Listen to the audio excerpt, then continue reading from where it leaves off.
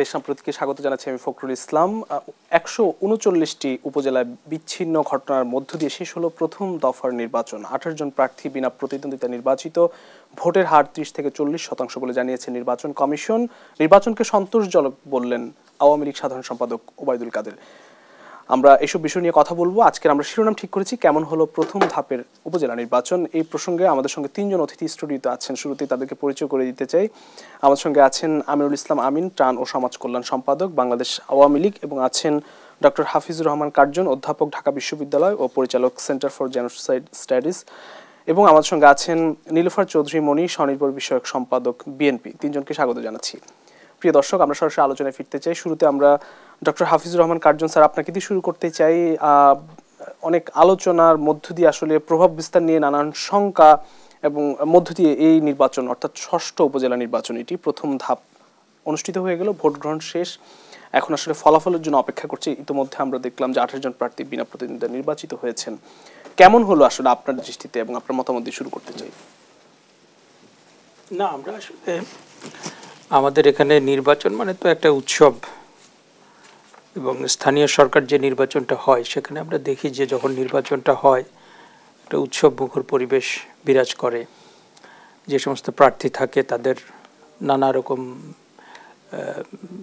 কেন্দ্র থাকে, প্রচার কেন্দ্র থাকে, সেখানে সারাক্ষণ লোকজন এসে বসেন, তারা নানা রকম কথাবার্তা বলেন, চা বিস্কিট খেতে থাকেন। তো ধরেন যে মানে নির্বাচনটা মোটামুটি হয়েছে, যে আমরা স্থানীয় সরকার নির্বাচনে যেমন সহিংসতা দেখি, যে সহিংসতাটা শুধুমাত্র বাংলাদেশে না, আমাদের ভারত কিংবা আমাদের পার্শ্ববর্তী দেশগুলোতেও আমরা দেখে থাকি। তো সেই তুলনায় আপনার তবে একটা মুশকিল ছিল যে ঝড় বৃষ্টি, ধান কাটা, এই সমস্ত নিয়ে টার্ন আউটটা আর একটু বেশি হওয়া দরকার ছিল। আমি যেটা মনে করি, টার্ন আউটটা আরও একটু বেশি হওয়া দরকার ছিল। এবং এর বাইরে মোটামুটি নির্বাচন যতটা আমি আজকে অনুসরণ করার চেষ্টা করেছি, আপনার মিডিয়াতে যতটুকু দেখেছি, তাতে করে আমার কাছে মনে হয় যে বিশেষ করে ওই এটার ভিতরে আওয়ামী লীগের যে স্বজনদের যে বিষয়টা, সেটা দল থেকে নিয়ন্ত্রণের চেষ্টা হয়েছে। তারপরেও ছিল বিভিন্ন জায়গাতে একটু সমস্যা ছিল, এবং যেটা আসলে মানে যে কোনো বড় দলের এটা কন্ট্রোল করাটা মুশকিল। এত বেশি প্রার্থী থাকে এবং তাদের সবারই একটা আকাঙ্ক্ষা থাকে যে নির্বাচন যখন আসে তখন নির্বাচনটা করবে। হ্যাঁ, তো এটা আমরা সব দলেই কম বেশি দেখি। আদারওয়াইজ ধরেন উপজেলা নির্বাচনে যেরকম সহিংসতা হয়, কিংবা কখনো আগেও যে সহিংসতা হয়েছে, সেইটা বিবেচনা করলে মোটামুটি হয়েছে। মোটামুটি বলবো আমি যে মোটামুটি নির্বাচন হয়েছে। অসংখ্য ধন্যবাদ। আমরা আবার আপনার কাছে ফিরবো। আমরা একটু আমিনুল ইসলাম আমিন, আপনার কাছে একটু আসতে চাই যে আসলে নির্বাচন মানেই তো শঙ্কা থাকে অনেক, তবে এবারের নির্বাচনটা একটু বেশি শঙ্কার ছিল, প্রভাব বিস্তার নিয়ে শঙ্কার ছিল। উৎসবের ভোট, এটি আসলে কতটা উৎসব দেখলেন, কেমন হলো আসলে আপনার দৃষ্টি? শুভেচ্ছা আপনাকে, দিব্যজ্ঞ আলোচক এবং সম্মানিত দর্শক সবাইকে অভিনন্দন ও কৃতজ্ঞতা জানাচ্ছি সময় ক্ষেপণ করে এই প্রোগ্রাম দেখার জন্য। প্রথমত, দীর্ঘদিন যাবৎ বাংলাদেশে ভোট একটি উৎসবের বিষয়, এবং সে উৎসবের পাশাপাশি বাংলাদেশে এমন নির্বাচন খুব কম হয়েছে যেখানে সংখ্যা ছিল না, এবং স্থানীয় সরকার নির্বাচনকে এই সংখ্যাটা অনেক সময় আরও বেড়ে যায়। প্রথম দফে যে নির্বাচনটি হয়েছে সেখানে আপনার যেটুকু সংঘাত অথবা সংঘর্ষ হয়েছে, আগে মিডিয়া সহ বিভিন্ন মাধ্যম যে আশঙ্কা করেছিল সে আশঙ্কা সত্যি হয়নি। সেখানে প্রায় বিভিন্ন সূত্রে কেউ বলছেন ৩৭ জন, কেউ বলছেন ৩৫ জন, কেউ বলছেন ৩১ জন আহত হয়েছে। তৃতীয় বিশ্বের দেশে স্থানীয় সরকার নির্বাচন বা জাতীয় নির্বাচনকে কেন্দ্র করে এরকম আহতের ঘটনাটা মোটেও অস্বাভাবিক নয়। তো সেই জায়গা থেকে আমি মনে করি একটি রাজনৈতিক দল হিসাবে এবং একজন রাজনৈতিক কর্মী হিসেবে আমাদের আরও বেশি হলে ভালো হতো, মানে আরও কম হলে সেটা ভালো হতো, কিন্তু সেটা অস্বস্তি প্রকাশের মতো কিছু নেই এবং স্বস্তিদায়ক। আর ভোটার উপস্থিতির বিষয়টা যদি বলেন, যে একটা রাজনীতি করতে গেলে আপনাকে বাস্তবতার সাথে যেতে হবে। বাস্তবতা কি বলে? যেমন ধরেন এখন বাংলাদেশে জিম্বাবুয়ের সাথে 5 ম্যাচের একটা T20 সিরিজ চলছে, সেখানে কিন্তু খুব একটা দর্শক উপস্থিতি নেই, অথচ সবাই জানে বাংলাদেশ জিতবে। কিন্তু জিম্বাবুয়ের পরিবর্তে যদি বাংলাদেশের সাথে খেলাটা ইংল্যান্ডের হতো অথবা ভারতের হতো অথবা পাকিস্তানের হতো, অনেক দর্শক হতো, যদিও জানতো বাংলাদেশ হারবে। কিন্তু হারবে জানলেও, কারণ ওই দলগুলো আমাদের চেয়ে শক্তিশালী, তবু মানুষ যেত কেন, যে হাড্ডাহাড্ডি লড়াই হবে অথবা দুইটা বড় টিম। তো এটা স্বাভাবিক একটা বিষয়। রাজনীতির ক্ষেত্রে কিন্তু এর ব্যতিক্রম নয়। ধরেন এই নির্বাচনে যদি বিএনপি সহ অন্য রাজনৈতিক দলগুলো অংশ নিত, তাহলে ডেফিনেটলি এই ভোটের যে পার্সেন্টেজ সেটা অনেক বেশি হতো, প্রতিদ্বন্দ্বিতা আরও বেশি হতো, হয়তো উৎসবমুখর পরিবেশও থাকতো।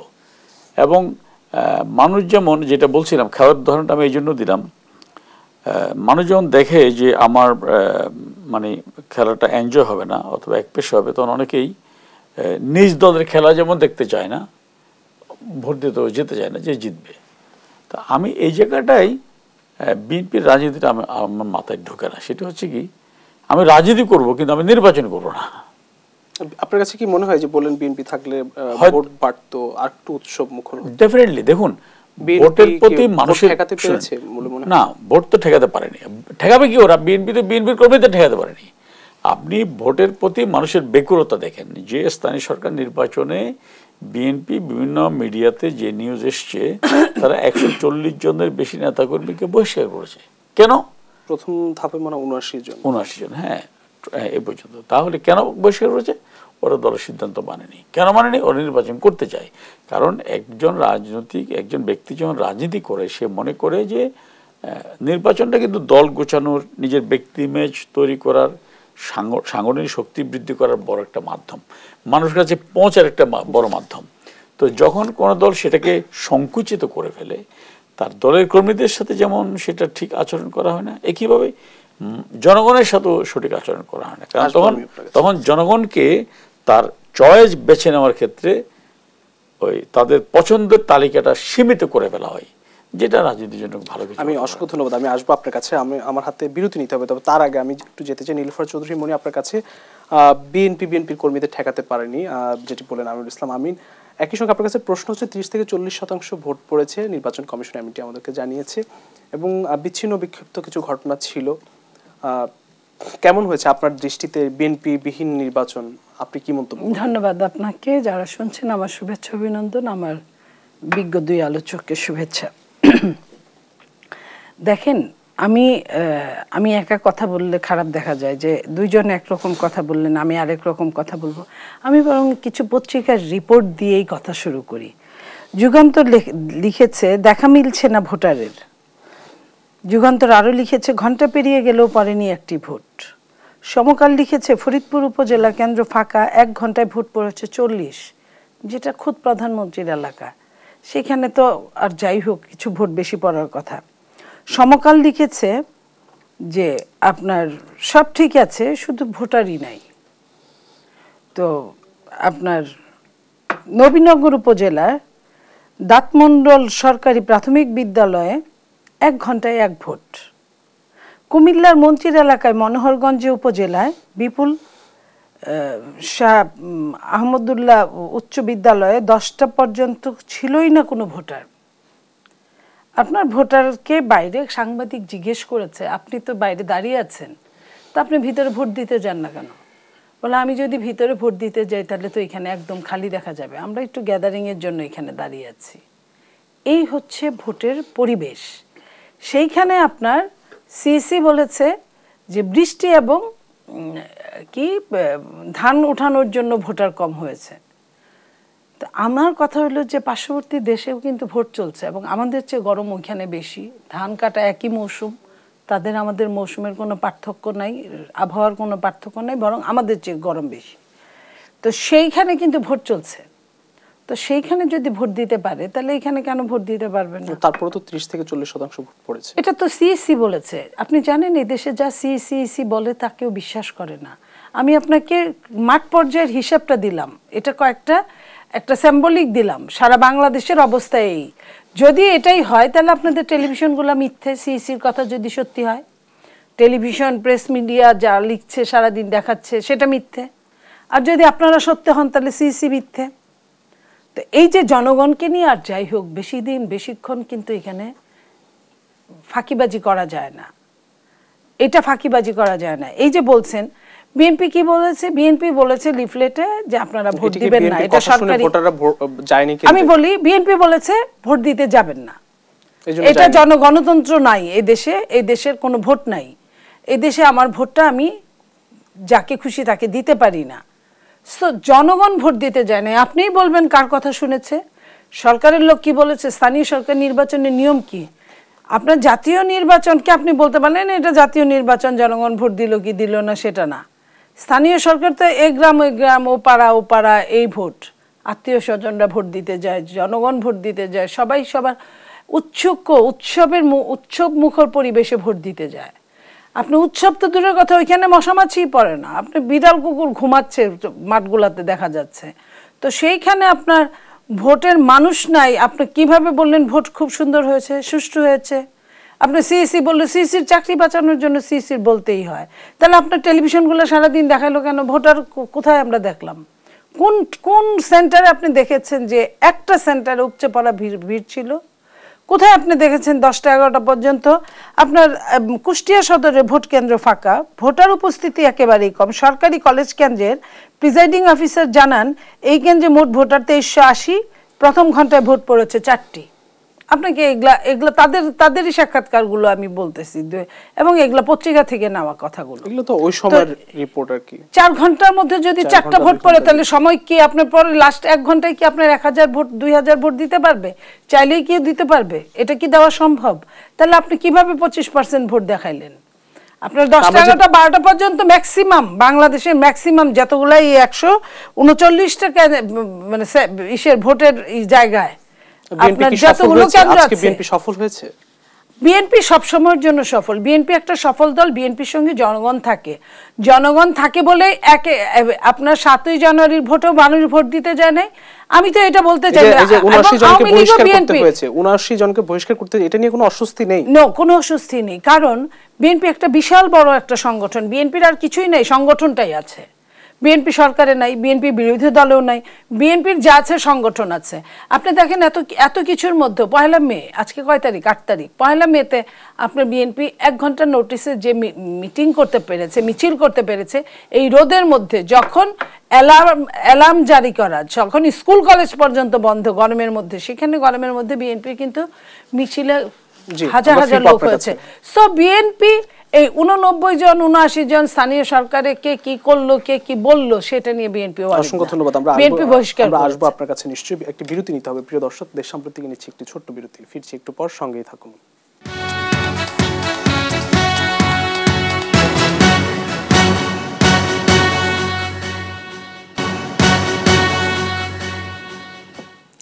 দেশ সাম্প্রতিক আরো একবার স্বাগত জানাচ্ছি। আমার সঙ্গে 3 জন অতিথি আছেন স্টুডিওতে। আমরা সরাসরি আলোচনায় ফিরতে চাই। আমরা শুরুতেই doctor Hafizur Rahman Curzon sir, আপনাকে দিয়ে শুরু করতে চাই। আবার ভোটার উপস্থিতি বাড়ানো এই নির্বাচনের প্রধান চ্যালেঞ্জ ছিল, প্রভাব বিস্তার নিয়ন্ত্রণ তো চ্যালেঞ্জ ছিল, এই পাশাপাশি নির্বাচন কমিশন আসলে এখানে কতটা সফল হয়েছে বা নির্বাচন কমিশন দায়িত্ব কতটা পালন করতে পেরেছে বলে মনে করেন?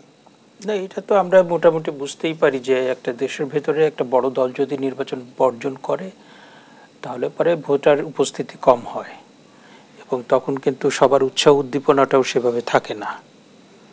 এবং আমাদের এখানে 80-র দশকে 90-এর দশকে কিন্তু আমরা দেখেছি যে আপনার দুটো বড় দলের বাইরেও কিন্তু বামপন্থী দল, তারপর কিছু ধর্মপন্থী দল, তাদের মোটামুটি একটা অংশগ্রহণ ছিল। সেটা মিলেও কিন্তু মানে গত 10-15-20 বছরে মানে রাজনীতির ক্ষেত্রে নানা রকম বিবর্তন হয়েছে। হ্যাঁ, তারপরে পেশাজীবীরা অনেক শক্তিশালী হয়েছে। তো আমার কাছে মনে হয় যে মানে আমি ব্যক্তিগতভাবে যেটা মনে করি যে রাইট টু ভোট, এটাকে আমরা আইনের যারা পড়াশোনা করি হিউম্যান রাইটসের ক্ষেত্রে আমরা 2 ধরনের অধিকারের কথা বলি, একটা সিভিল অ্যান্ড পলিটিক্যাল রাইটস আর একটা হচ্ছে ইকোনমিক, সোশ্যাল এবং কালচারাল রাইটস। এখন রাইট টু ভোট হচ্ছে সিভিল অ্যান্ড পলিটিক্যাল রাইটস। এই ভোট মানে এটা খুবই গুরুত্বপূর্ণ, কিন্তু এটার উপর এত বেশি গুরুত্ব দিতে আমি কিন্তু রাজি না।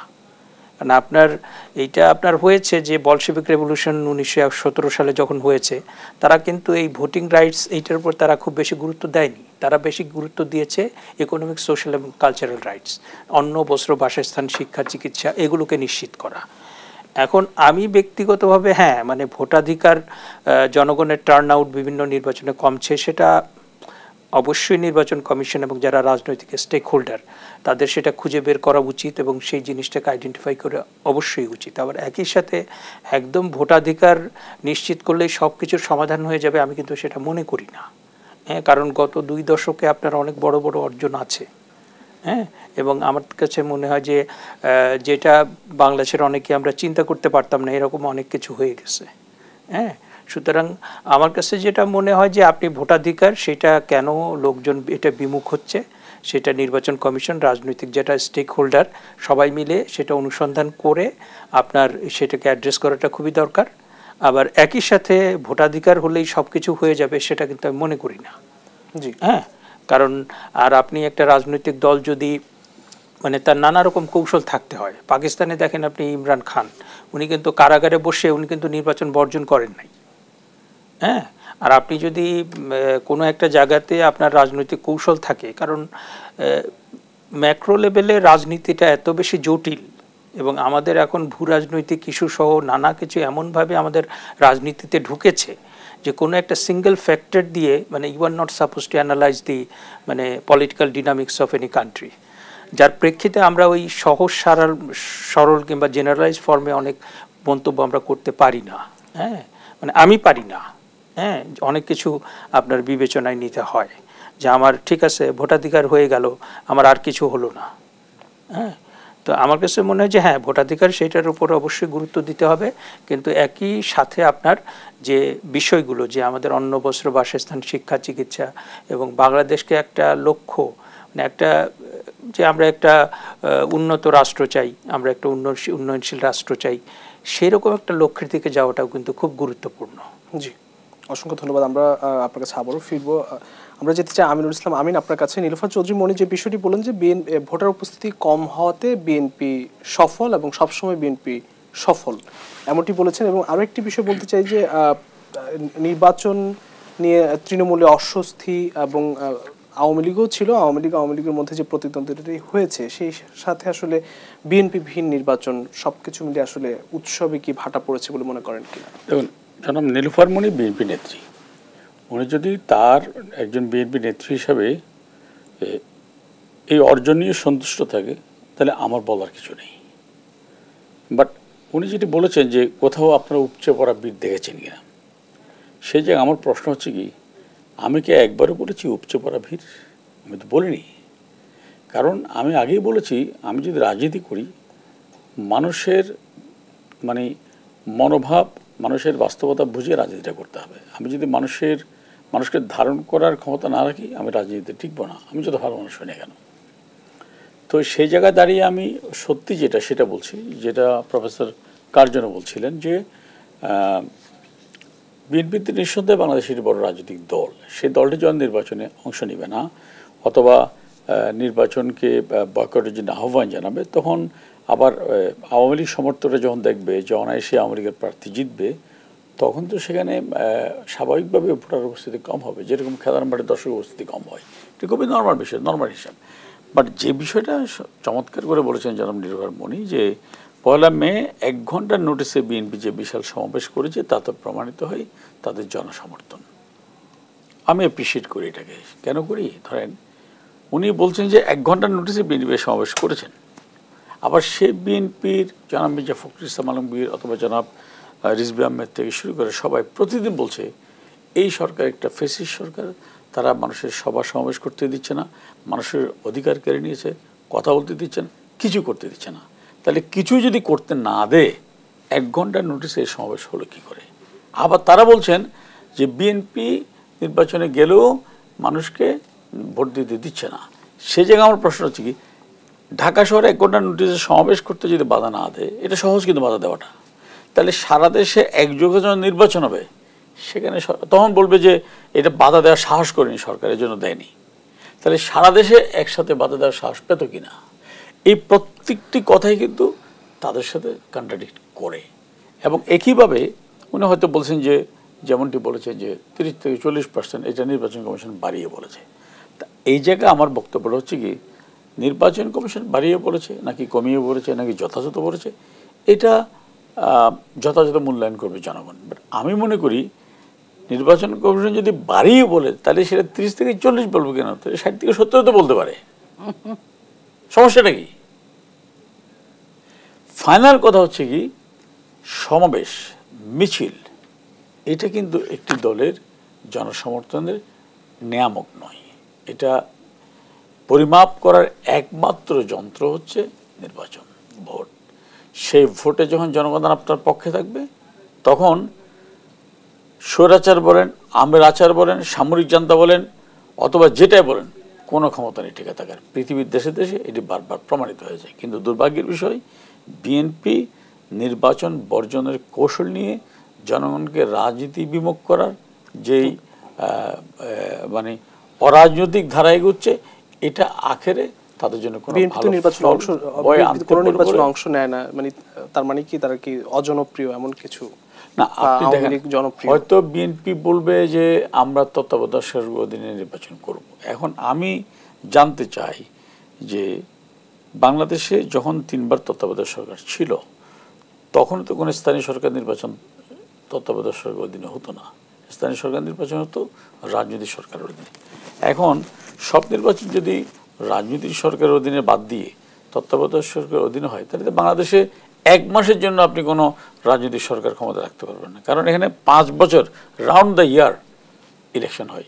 জাতীয় নির্বাচন, উপনির্বাচন, মেয়র নির্বাচন, উপজেলা নির্বাচন, ইউনিয়ন পরিষদ নির্বাচন, অনেকগুলো নির্বাচন হয়। তাহলে কি প্রতিটি নির্বাচনের আগে আপনাকে তত্ত্বাবধায়ক সরকার করতে হবে? তাহলে রাজনীতিবিদরা কই যাবে? তাহলে রাজনীতিবিদরা কি এত ঠুনকো হয়ে গেল? তাহলে বিএনপি কি চায়? অসংখ্য ধন্যবাদ। আমরা যেতে চাই নীলুফার চৌধুরী মনি, আপনার কাছে যেতে চাই। বিএনপি কি চায় ওনার প্রশ্ন, পাশাপাশি একই সঙ্গে আসলে এই নির্বাচন থেকে কি শিক্ষা পেল বিএনপি? দেখেন, বিএনপি কি শিক্ষা পেল, বিএনপি যা শিক্ষা পেয়েছে সেটা নিয়েই আছে। 88 নির্বাচনের সময়, 86 নির্বাচনের সময় আওয়ামী লীগ বিএনপি একসাথে যুগপৎ আন্দোলন করেছিল। সেখানে ডিসিশন হয়েছিল যে আপনার এই সরকার অধীনে যারা নির্বাচন যাবে নির্বাচনে, এই ওনাদের চিটাং এই ডিসিশন হয়েছিল যে তারা জাতীয় বেঈমান হবে। পরের দিনই কিন্তু আওয়ামী লীগের সভানেত্রী ওটা উল্টিয়ে দিয়ে উনি নির্বাচনে গিয়েছিলেন। পরবর্তীতে 91 সালে আমি নিজেও স্বীকার করি বিএনপির সেই দিন ক্ষমতায় আসার কথা ছিল না, কিন্তু জনগণের হাতে ম্যান্ডেট ছিল। জনগণ তার ভোটটা সে ঠিক জায়গা মতো দিতে পারত বলেই 91 নির্বাচনে জনগণ মনে রেখেছিল যে আওয়ামী লীগ তো খুব সস্তা রাজনীতি করে, বাট বিএনপি এত সস্তা রাজনীতি করে না বলেই কিন্তু জনগণ সেই দিন 91-তে বিএনপিকেই বিপুল ভোটে জয়লাভ করিয়েছিল। বিএনপি নিজেও ওইটা খুশিই থাকতো বিরোধী দলে থাকলে, আমিও স্বীকার করি। তখন আমরা আমিনুল ভাইরা বিশ্ববিদ্যালয়েই ছিলাম। তো এই যে অবস্থাটা, বিএনপির লাভ লসটা বোঝা যায় কখন? এই যে দেখেন, জনগণ ভোট দিতে যায় না। আওয়ামী লীগ এত করেছে, প্রফেসর কার্জন বললেন যে অনেক অর্জন আছে, আমিও বলি অর্জন আছে বলেই তো আজকে দেখেন একদিনে 7 টাকা ডলারের রেটের সঙ্গে বেড়ে গেছে। অর্জন আছে বলেই ব্যাংকগুলো দেউলিয়া হয়ে গেছে। অর্জন আছে বলেই বাংলাদেশ ব্যাংক সমানে ডাকাতি হয়। অর্জন আছে বলেই তো এত ওই যে এসালমদের মতো বড় বড় মানুষগুলা কয়েকজন হাজার কোটি টাকা ঋণ মওকুফ করা হয়, অথচ একটা কৃষকের 10,000 টাকা ঋণের জন্য কোমরে দড়ি বেঁধে নিয়ে যাওয়া হয়। এগুলো অবশ্যই আওয়ামী লীগের অর্জন, আমি অস্বীকার করছি না। তো সেই জায়গায় আপনার ইমরান খানের কথা আসছে। ইমরান খান ভোট বর্জন করেনি, ভালো কথা, কারণ ওই দেশে ভোটটা দেওয়ার মতো পরিবেশ আছে। অনেক কিছুই নাই ওদের দেশে, কিন্তু এখনো ভোট দেওয়ার মতো পরিবেশ আছে। ভোটে অনেক কিছু অনিয়ম হয়েছে, কিন্তু চরম অনিয়ম হতে পারে নাই বলেই ইমরান খান কিন্তু ওইখানে বিচার বিভাগে স্বাধীনতা আছে, ওখানে আপনার জনগণের ভোট দেওয়ার স্বাধীনতাটা আছে। আর্মিরা অনেক কিছু নিয়েছে, কিন্তু এই দুটো জিনিস নিতে পারে নাই বলে কিন্তু কিছুদিন পরে বিচার বিভাগে এক একটা করে তার মতো সে এক একটা ফিরিস্তি দিয়ে যায়। ওটাই জনগণ শেষে মানতে হয়, আর্মিদেরও মানতে হয়। তো কোথায় বাংলাদেশ আর এই জায়গায় কোথায় পাকিস্তান? বাংলাদেশের ভোটের 12টা বাজিয়ে 12:30টার মধ্যে এখন আছে। এইখানে গণতন্ত্রকে সকাল বিকাল সন্ধ্যা রাতে বিক্রি করা হচ্ছে, গণতন্ত্রের লেশমাত্র রাখে নাই। এটা একটা এজেন্সিশিপ ছাড়া আর কিছুই না। আওয়ামী লীগ একটা এজেন্ট নিয়ে আসছে, এজেন্ট একটা দেশকে খুশি করার জন্য, সেই দেশের মন রক্ষা করার জন্য, সেই দেশের মতো করে নিজেকে সাজিয়ে তুলেছে। আওয়ামী লীগ প্রধানমন্ত্রী হতে চায় না, আওয়ামী লীগ মুখ্যমন্ত্রী হতে চায়। তো আওয়ামী লীগ সেই জায়গায় সেইখানে তারা পাশ করেছে। কিন্তু জনগণের হৃদয় কিন্তু সার্বভৌমত্বের বাইরে কিছু চিন্তা করে না। জনগণের হৃদয়টা আমার ভোটটা আমি দিব, যাকে খুশি তাকে দিব, যদি আমি না দিতে পারি আমি যাব না। জনগণ কিন্তু সেটাই যায় নাই। এবং এইখানে আপনি দেখেন বিএনপি ইকুয়াল টু জনগণ, বিএনপি জনগণের কথা বুঝে, জনগণ বিএনপির কথা বুঝে। আমি এখানে বলতে চাই না যে জনগণ বাধ্য হয়েছে বিএনপির কথা শুনতে। রাজনীতিতে বাধ্য করা যায় না, বাধ্য করা যায় পেশি শক্তিতে, বাধ্য করা যায় সরকারে থাকতে। আপনি এই যে নির্বাচনের উদাহরণ দিলেন, 86-র কথা বললেন, ভোটে যদি না যায় তাহলে বিএনপি জনপ্রিয়তা বুঝবে কিভাবে? এই তো বুঝলো কিভাবে, আপনি দেখেন 91-তে বিএনপি যখন গণতন্ত্র, অবশ্যই একটা বাংলাদেশ হচ্ছে গণতন্ত্রের জন্য উৎসর্গকৃত দেশ। বাংলাদেশের মানুষের রক্তে রাজনীতি, বাংলাদেশের মানুষের রক্তে গণতন্ত্র। সেখানে আপনি যেভাবেই বুঝ দেন না কেন, এই যে বুঝ দিতে পারছেন না, আপনি বাধ্য করেছেন কিভাবে আনসারদের বলেছেন আনসারদের বেতন কাটবেন যদি তার আত্মীয় স্বজনরা ভোট না দেয়। আপনি মনে করেন আনসারদের বলেছেন, কর্মকর্তাদের বলেছেন, আপনি বিভিন্ন সরকারি যে চাকরিজীবীদের বলেছেন, লাভ কি হয়েছে? কেউ ভোট দিতে যায় নাই। বেতন কাটেন আর যাই কাটেন না কেন, কেউ কারো কথা শুনতে বাধ্য না। এই ভোটের বাজারে একটা স্ত্রী ও স্বামীর কথা শুনতে বাধ্য না। এত কথা শুনে স্বামী স্ত্রী সম্পর্কটা, কিন্তু ভোটের বাজারে শোনে না। তো সেই জায়গায় আপনি ভোট দিতে ব্যর্থ হয়েছেন, ভোটারকে আপনার কেন্দ্রে নিতে ব্যর্থ হয়েছেন। এটাই বিএনপির জয়লাভের একটা জায়গা, এখানেই বিএনপি জয়লাভ করেছে। এবং এই যে আপনার মনে করেন যে বিএনপির সমাবেশের কথা বললেন আমিনুল ভাই, বললেন যে তাহলে করতে দেয় না কেন? ওটা ছিল মে দিবস, উনি বোধহয় ভুলে গেছেন। মে দিবসের সমাবেশে এটা তরিত একটা দল, শ্রমিক দল, কিন্তু এই যে 10 তারিখের সমাবেশে ওনারা বিভিন্ন ভাবে বলছেন এর পারমিশন নিতে হবে, ওর পারমিশন নিতে হবে, ওনারা করতে দিবেন কিনা, এই সব নিয়ে সবাই নিশ্চয়ই জানেন। প্রিয় দর্শক, দেশ সাম্প্রতিক নিচ্ছে ছোট্ট বিরতি, ফিরছে একটু পর, সঙ্গেই থাকুন।